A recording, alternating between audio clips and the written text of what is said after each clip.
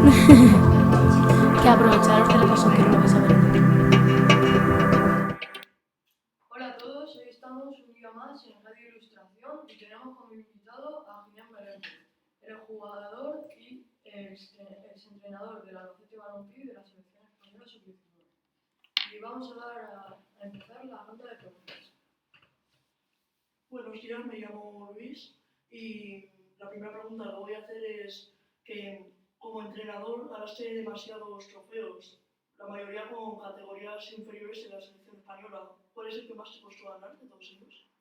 Vale. Bueno, en primer lugar, buenos días y saludarlos porque es un honor estar aquí con vosotros y compartir estos minutos para explicaros esas cosas que me preguntéis y si no, pues yo algunas cosas más os podré decir. Bueno, yo en realidad fui entrenador de pequeños, que era lo que me gustaba, nunca quise ser entrenador profesional porque no me gustaba, entonces dediqué toda mi vida a la enseñanza de los jóvenes, tanto en el Albacete como en la selección nacional, aunque también fui segundo entrenador del equipo nacional grande. En la Eurocopa de 2004 yo era segundo entrenador con Iñaki Sáez, también en la 21, en la 19, he dirigido la 19, la 20, 21, la 17, la 16, la 15, la 18, las he dirigido todas. Y bueno, mi vida fue dedicada a esto porque era lo que me gustaba. Nunca quise ser entrenador profesional. Me gustaba trabajar con los pequeños porque siempre era una gran satisfacción entrenar a chicos y también entrené a las chicas, por cierto. A la seleccionadora nacional actual, a Monse, fue mi alumna y además la entrené yo con el equipo nacional de España. En Noruega perdimos 1-0. Bueno, la final dice que cuál me costó más trabajo. Bueno, las finales son todas difíciles porque para ser campeón hay que tener suerte. De hecho, 3 finales del mundo las he perdido. He perdido una final sub-20 con Iniesta, con la generación del 84 de Iniesta, que eran buenísimos, y perdí con Brasil 1-0 la final.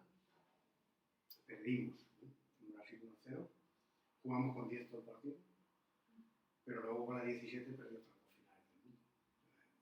Una en los penaltis y otra también con Brasil. Mala suerte. Bueno, para ser campeón siempre hay que tener suerte, porque hay un partido en cuartos o en semifinales que si la suerte te se esquiva, no ganas. Porque perder en una final en los penaltis es terrible para los chavales, porque no hay manera de consolarlos, están llorando 3 días, no hay manera de... Pero también he perdido otras finales en tiempo reglamentario, perdí con Inglaterra en la final 2-1, me elimina la República Checa en la semifinal del mundo, cuando en el europeo la habíamos metido 5, pero el fútbol es así, fallamos un montón de goles, fallamos en los penaltis y se clasificó la República Checa. La suerte lo decide la mayoría de veces. Hay que tener suerte en un partido. O es en octavos o cuartos, ahí es donde se decide si vas a ser campeón o no. Si la suerte está de tu lado, eres campeón seguro. Buenos días, mi nombre es Vera. Seguimos con la ronda de preguntas. ¿Te gustó estar en el equipo del Albacete Balompié? Ayer. ¿Te gustó jugar? Cuando yo era jugador.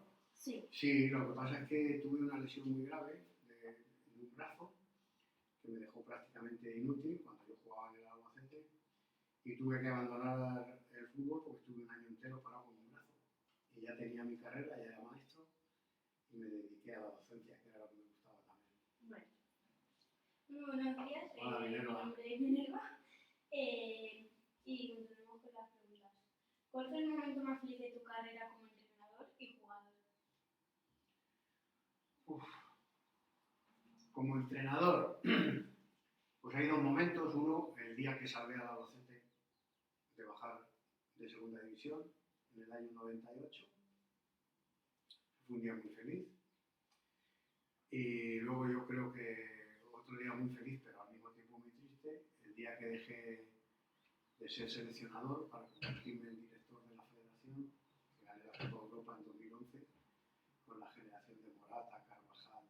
compañía, que fue mi último equipo como entrenador. Desde entonces ya no he vuelto a entrenar. Muy buenos días, mi Hola. nombre es García y seguimos con las preguntas. Para ti, ¿cuál crees que fue tu mejor gol como entrenador? Bueno, el mejor triunfo como entrenador, ¿quieres decir? Sí. Yo creo que ser seleccionador es el mejor triunfo. No puedes decir de las 27 medallas que hay en mi casa, de plata, de oro, de bronce, de las 9 copas de oro. No puedo decir cuál es cada uno. No. A mí yo creo que lo mejor fue el día que me llamaron a las 7 de la mañana, que me iba al Instituto 7 a dar clase, y me llamaron y me dijeron, tengo nombrado seleccionador español y nos tienes que decir que sí a tiempo total. Digo, sí. Estaba levantándome, digo, sí. Me dice, pero con dos condiciones. Una, que te encargues de los estudios de los chavales, porque antes entrenaban y después de entrenar comían y después iban al cine o al centro comercial, en vez de estudiar, y estaban 4 días que perdían 4 días de clase. Esa fue una condición. Y la otra, que organizara la cantera del fútbol español como había organizado la de la Albacete, con los mismos criterios y tal, porque esa organización no existía en las selecciones nacionales, ¿no? Eran como departamentos independientes, ¿no? Y había que unir todos esos departamentos para poder luego obtener frutos, como así sucede. Hola, buenos días, yo soy Marcos. Hola. Y mi pregunta es, ¿qué fue lo que a usted le llevó al fútbol? ¿Qué? ¿Qué fue lo que le llevó al fútbol? A mí, pues me llevó como todo el mundo. Me gustaba jugar desde que era pequeño, jugaba en las eras de mi pueblo. En mi pueblo había un balón o dos que eran míos los dos. Y salíamos de la escuela y nos íbamos a las eras a jugar, porque todavía no había ni campo de fútbol, ni pista deportiva, ni había nada. Nos íbamos a las eras, ahí estábamos toda la tarde jugando.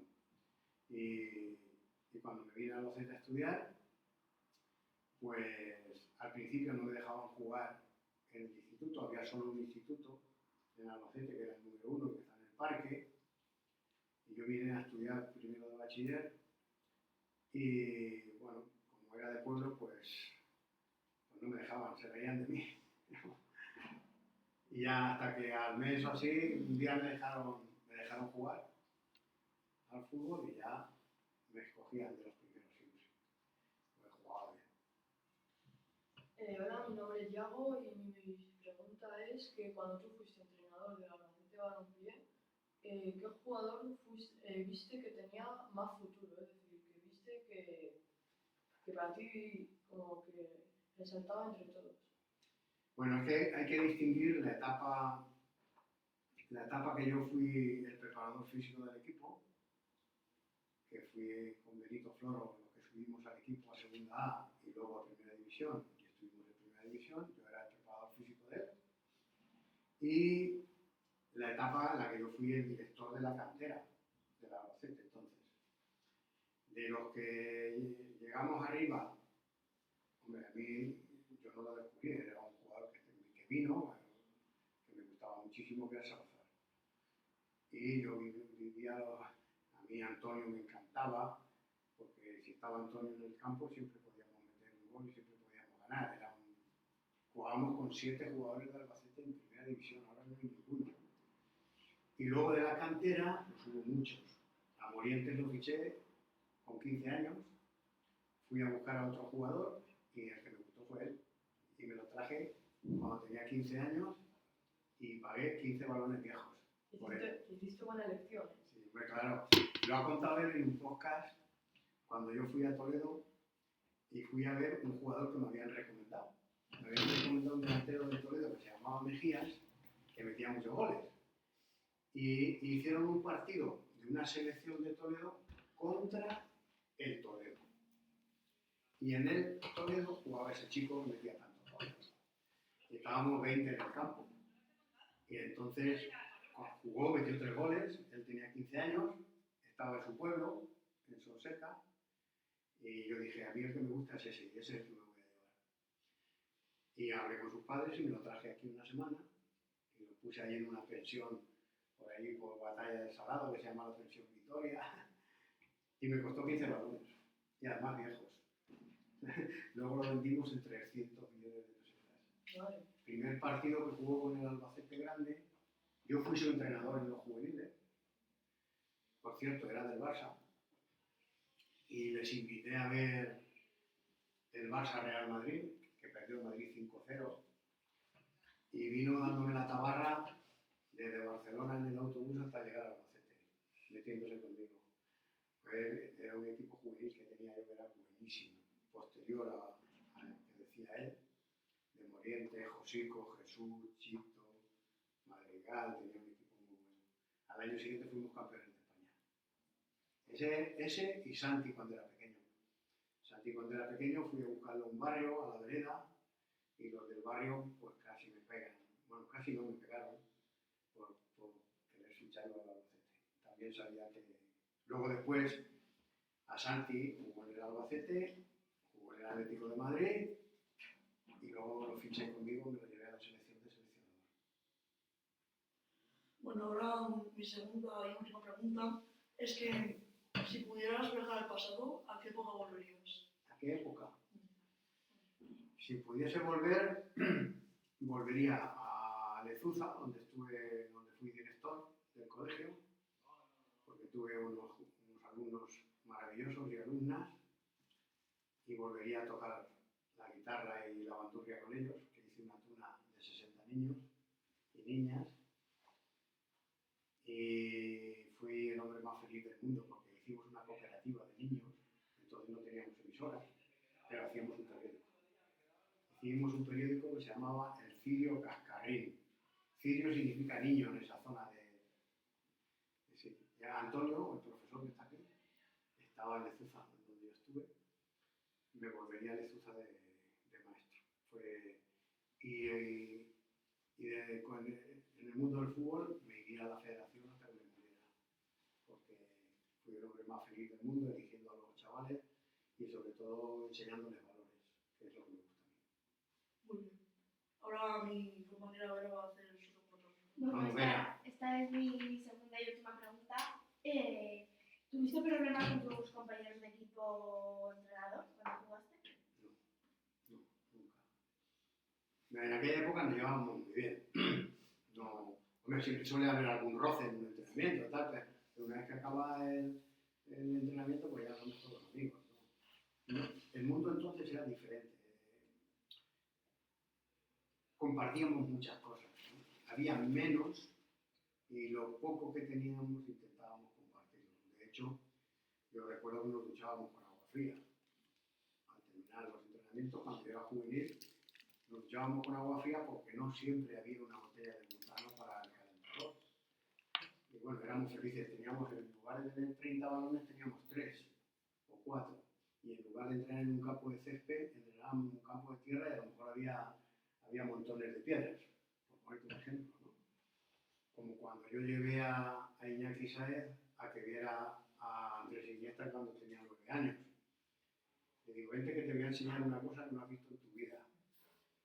Y lo recogí en el hotel, me lo llevé a un campo que yo hice cuando fui concejal de deportes, y a los 3 minutos estaba entrenando y me dice el 6. Digo, sí, el 6 es. Dice, escóndelo que te lo quitan. Como ese no he visto yo ninguno en esa edad.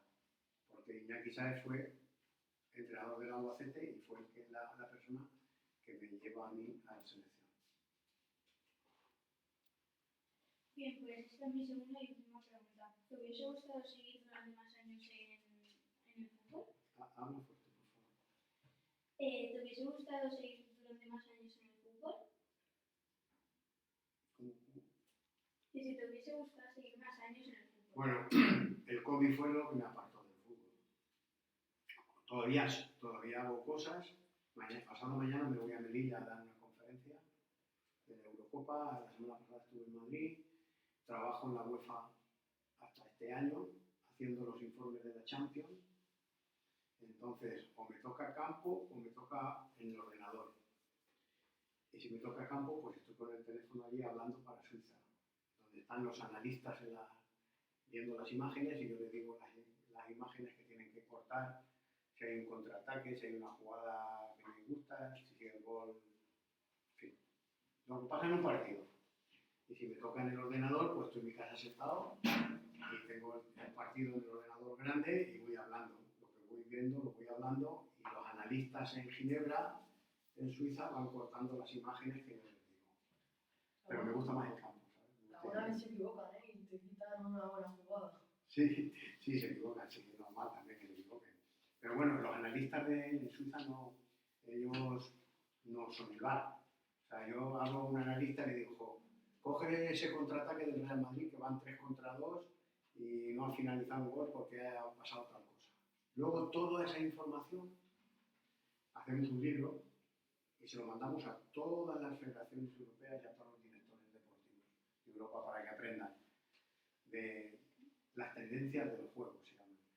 Por ejemplo, estamos volviendo a recuperar la figura del delantero centro que se había perdido, del 9.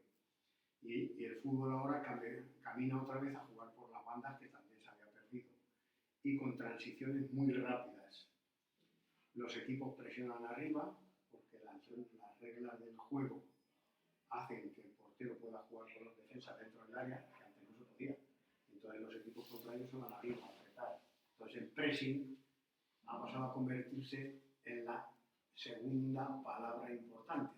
La primera palabra importante es la posición, ahora la segunda es la presión y la tercera es la posesión del balón. Y antes era al revés, la posesión estaba en medio y la presión al final. Y eso ha ido cambiando con el paso del tiempo. Bueno, mi última pregunta es, ¿cómo fue tu tiempo como profesor, como docente? ¿Cómo era yo como docente? Pues yo creo que era muy bueno. Era muy bueno porque les enseñaba muchos valores. Vosotros tenéis la suerte de tener lo que tenéis, un colegio nuevo, preciosos profesores de todo tipo, hacéis un programa de radio que es una maravilla, tenéis unas instalaciones estupendas, pero nosotros no teníamos tantas cosas. Yo recuerdo que la primera vez que se ducharon las niñas, muchas niñas, en el colegio donde yo estuve fue porque yo hice unas duchas para ellas, porque venían de las aldeas y no tenían cuartos de baño con agua caliente. Y ahora son abogadas, otras médicos cirujanos, están en la UCI. Mi primera ducha, ¿cómo me acuerdo? Les puse un calentador y hice 2 duchas, una para chicos y otra para chicas, y ellas venían de las aldeas, olían a humo porque no tenían calefacción, tenían chimeneas, y en los viernes se duchaban, comían en el comedor, y los viernes era obligatorio los que venían de las aldeas que se ducharan. Entonces ellas me lo recuerdan a mí cuando me las encuentro. Mi primera ducha, cuando fui muy feliz, fui muy feliz allí. Hice un campo de fútbol, hice un gimnasio, y mis alumnos me pusieron de mote el tabiques, porque hice un tabique, había una galería abajo, y la galería era diáfana. Y yo digo, si yo pongo un tabique aquí, puedo colocar los aparatos del gimnasio, las espalderas y tal. Entonces dejé un pasillo para ir a las últimas aulas. Había un aula, otra aula, otra aula, otra aula. Entonces puse aquí un tabique y aquí por dentro puse las espalderas, coloqué el potro, el plinto, las duchas que hice fuera. De mi carrera como docente, como maestro, fue la época más feliz de mi vida. Gané un premio nacional porque hice una cooperativa de niños y me los llevé a Mondragón, que era donde estaba el cooperativismo de Fagor y todo eso. Y luego me los llevé a Benidorm, a la playa, que no había visto la playa. Y los llevé a la playa, que fue lo que más les gustó. A ver, no sabéis qué fue lo que más les gustó de la playa, del hotel de la playa. En la redacción final, al volver, subir en el ascensor. Y ahora eso lo veis una cosa normal, ¿no? Pero chicos de una aldea, de un pueblo, no habían visto ni un hotel ni una... Y nos poníamos por las tardes a tocar en la playa, yo vestido de turno con ellos, y pasábamos la gorra y tal. Una época muy feliz. Por último, yo te quisiera preguntar por qué te hiciste profesor. ¿Por qué? ¿Por qué te hiciste profesor? Pues me gustaban los niños, me gustaba mucho trabajar con niños. En mi pueblo cuando era pequeño, no sé si es porque el balón lo tenía yo, pero todos iban detrás de mí, mis amigos. No teníamos a lo mejor un balón. Y me pusieron de mote la yueca. ¿Sabes lo que es una yueca? Una yueca es una gallina que van todos los pollos detrás. Pues ellos me decían en mi pueblo, personas más, mira, ya va la yueca con todos los pollos. Y íbamos todos detrás de mí y nos íbamos a la selva. Con los mayores y con los pequeños. Me gustaba mucho. Era muy feliz. Ya como última pregunta de la ronda, si no me equivoco, tú también estuviste con el fútbol armenio, ¿no? De Armenia. Claro. ¿Y nos podrías dar alguna razón para ver el fútbol de Armenia? Pues la razón fue que llegó un presidente nuevo a la federación y yo me marché. Pero digo para ver los partidos de Armenia. ¿Cómo? No entiendo. ¿Que te dé una razón por la que me fui a Armenia? No, por la que debemos de ver los partidos de Armenia. Por la que te vi. Bueno, Armenia es un país que ahora está creciendo. Entonces, cuando yo fui allí, lo que hicimos mis compañeros y yo era crear una base que no había. O sea, ellos tenían buenos jugadores, pero no tenían base ninguna. O sea, no tenían estructurados la sub-15, la sub-16, la 17, y no tenían un plan de entrenamiento común para todas las selecciones, para que cuando tú, que estabas en la 12, llegases a la 16, ya tuvieras unas nociones de cómo jugaba la 16. Cuando lo de la 16 llegara a la 19, tuvieras nociones de cómo jugaba la 19, que es lo mismo que hice en la federación y lo mismo que hice en el Albacete. Entonces, lo que establecimos allí fue crear un grupo de trabajo con un plan de entrenamiento para que todos los equipos jugasen igual, desde la sub-15 en adelante. Y claro, ¿qué pasó? Que cuando durante esos 2 años, algunos de la 21 y de la 19 fueron creciendo, pasaron a la mayor, logramos ascender al equipo con gente muy joven a la Liga de Naciones, un escalón superior. En 2 años lo hicimos. Muy difícil, pero luego llegó la guerra. Hubo una guerra entre Armenia y Azerbaiyán por un territorio que se llama Nagorno-Karabaj, que es una provincia, que la provincia es armenia de toda la vida, pero Azerbaiyán dice que es suya. Entonces, con la guerra y el COVID, nos tuvimos que venir. Pero fuimos muy felices allí. El monte Ararat, el monte de la Biblia, donde dicen que se depositó el arca de Noé, cuando las lluvias, estaba enfrente de mi habitación. O sea, abría la habitación, pum, el monte Ararat. Y un día me llevaban con un helicóptero y a medio monte Ararat, que siempre está nevado, cuando se quitó la nieve, dicen que lo que se ven son las maderas del arca de Noé. Lo que sí se ve ahí es petrificado, pues no sé si es madera o piedra, pero da una sensación extraña. Es un pueblo muy bueno, muy noble, muy buenas personas, trabajadores, de vinos extraordinarios. Ellos son los creadores del yogur. Sí, está en la historia. El yogur y el queso es armenio y el coñac. Lo llaman brandy porque los franceses, los armenios, emigraron a Francia, emigraron a Estados Unidos y emigraron a Uruguay. Hay 12 millones de migrantes fuera y hay 4 millones solo en el país porque en la Primera Guerra Mundial los turcos, por eso que los turcos llevan tan mal, mataron casi 2 millones de personas, niños y mujeres. No lo sabíais, ¿eh? Pues luego lo podéis leer y verás. Bueno. Pero habéis aprendido historia. La guerra turca con Armenia, porque tienen frontera. Bueno, así ya se da por terminada la ronda de preguntas y por lo tanto también la entrevista. Pues nada, muchísimas gracias por invitarme. Y es un placer, cualquier día que queráis más. Yo vengo y os cuento cosas de la selección, que eso seguro que os gusta mucho. Cosas de la selección, de los jugadores. Y cuando fuimos campeones. Bueno, muchas gracias. Igualmente. Gracias. Adiós. Adiós. Adiós. vaya entrevista más buena, ¿no? Es que cuando iba a las ruedas de prensa, iba con el freno echado, ¿sabes?